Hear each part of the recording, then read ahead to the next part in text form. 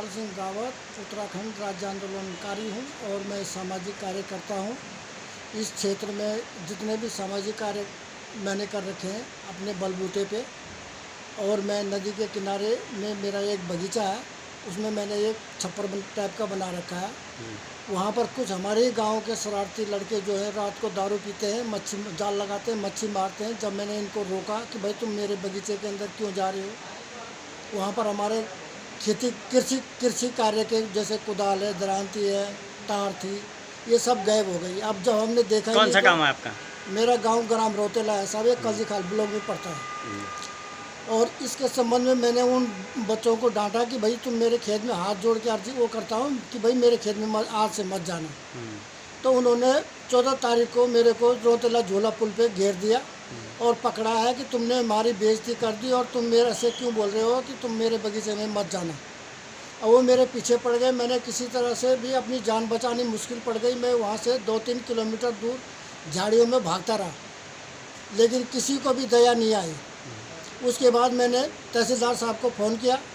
तहसीलदार साहब ने कानूनगोई के लिए कहा और बोला आप सतपुली थाने में जाओ, वहाँ से 2 पुलिस वाले ले लो और वो तुम्हारी हेल्प कर देंगे। मैंने उनको बोला तहसीलदार साहब को कि आप ऐसे करो कि थाने में फ़ोन कर दो एसएचओ साहब को, तब हमारी बात सुनेंगे वो। तहसील कौन सी आपकी? हमारी तहसील पौड़ी पड़ती है जी। तो पौड़ी हमने तहसीलदार साहब को फ़ोन किया तो तहसीलदार साहब ने मेरे को कानूनगो का नंबर दिया कि आप कानूनगो साहब से बात करो।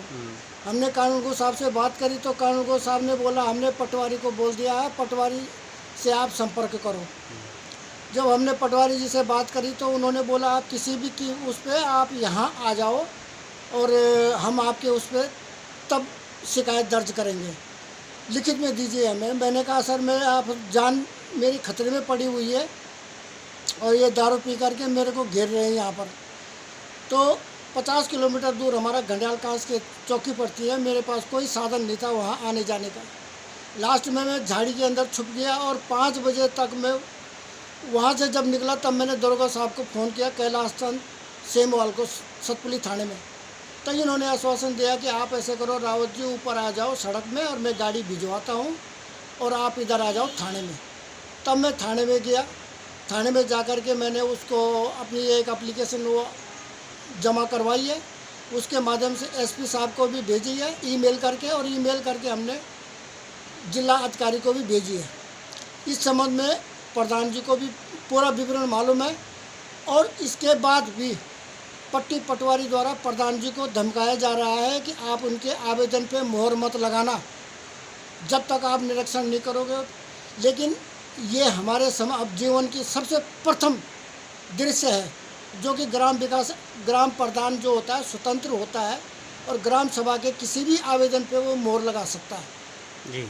वो जनप्रतिनिधि है वो। जी हाँ जी। और पटवारी के तो जो जिस तरह पटवारी उनके साथ में विलोम कर रहा है कि आप मोहर मत लगाना, वो आवेदन लेके आएंगे तो उनकी अर्जी मत करना, तो इससे हमें बहुत दुख हुआ है। मैं चाहता हूँ कि पट्टी पटवारी को यहाँ से तत्काल अन्य जगह स्थानांतरण किया जाए और इनकी जगह किसी अन्य विभाग द्वारा इसकी जांच कराई जाए। तो आप इस समय जिला प्रशासन से और एसएसपी पौड़ी से क्या उम्मीद रखते हैं कि क्या आपके इस जो प्रकरण आपके साथ हुआ है इसमें क्या कार्रवाई का मांग चाहेंगे आप? मैं इस पे जिला प्रशासन से और शासन से यही चाहता हूं कि निष्पक्ष इसमें जांच कराई जाए, लेकिन इसमें भंडारी जी को तुरंत यहां से दूसरे जगह भेजा जाए। क्योंकि मैंने इस संबंध में आज से 26 तारीख को भी मैंने इनके पास एक आवेदन दिया था कि सर मेरे को जान से खतरा है। मेरे घर में आके राणा सिंह पुत्र जसवंत सिंह मेरे घर में आके उसने धमकी दी थी, जो कि मनरेगा के अंदर भी उसने कौन थे आपको धमकी देने वाले? सबसे प्रथम आदमी है राणा सिंह, और ये पुत्र जसवंत सिंह है। दूसरा मुकेश है, पुत्र त्रिलोक सिंह, लखन सिंह पुत्र त्रिलोक सिंह, भरत सिंह पुत्र संजय सिंह।